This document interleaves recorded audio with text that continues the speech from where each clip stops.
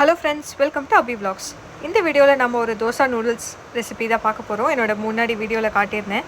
So இதுக்கு நான் என்ன பண்ணிக்கிட்டேன், ஒரு கடாயில் நல்லா ஆயில் எடுத்து ஊற்றி ஆயில் ஹீட் ஆனதுக்கப்புறம் கடுகு, ஜீரகம், பச்சை மிளகாய், கருவேப்பிலாம் போட்டு நல்லா வதக்கியாச்சு. அது வதங்கினதுக்கப்புறம் fine soft onions, tomatoes and அது கூட வந்து நான் ஒரு வீட்டிலே செஞ்ச ஒரு பொடி ஒன்று சேர்த்துக்கிட்டேன்.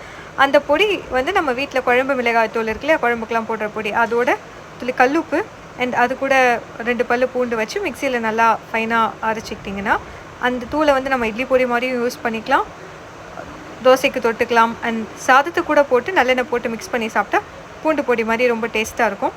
ஸோ அந்த பொடி தான் நான் வச்சுருந்தேன், ஆல்ரெடி ஸ்டாக் இருந்தது. அதை நான் இதில் போட்டு நல்லா ஃப்ரை ஆகிற வரைக்கும் வெயிட் பண்ணேன்.